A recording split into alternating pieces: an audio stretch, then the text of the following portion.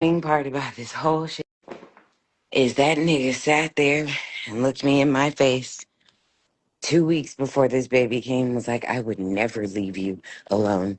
I would never leave you to have the baby alone. I would never do that.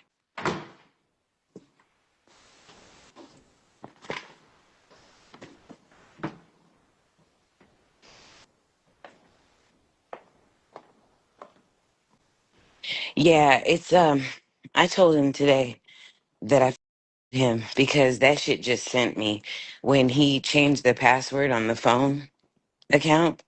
That just sent me because let me explain.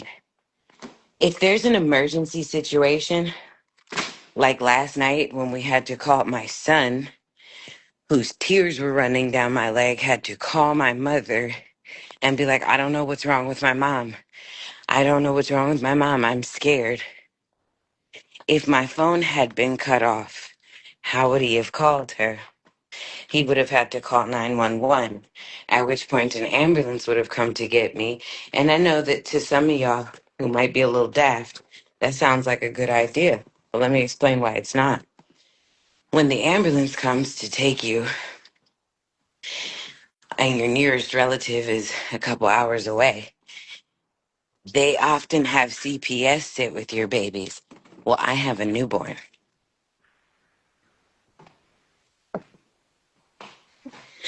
Do you understand? First of all, it's not about paying the phone bill. I'm the one who paid it.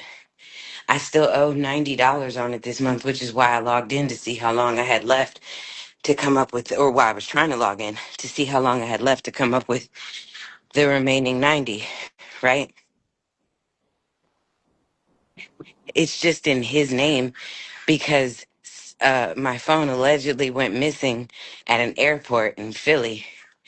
But what I find really interesting about that is I had 6 phones at one point and never lost a single one. I don't lose things, and anybody who knows me knows that. I don't lose things, especially my phone, because I need to be able to get in contact with my child at all times. Um, and then it just so happened that after the phone went missing, he managed to get into my contacts somehow and get my father's phone number. And he also managed to go through my text messages to see if I was talking to my ex, which I was because, as he knew when I met him, I don't throw people away when they don't deserve it. So if we don't work out in the romantical sense, I don't just give up on the friendship aspect because 9 out of 10 times we were friends before we were lovers. Do you understand? I'm so over this shit. Really, honestly, truly. I'm so over this shit. This nigga took his shit that he cared about and left me with all his trash to throw away.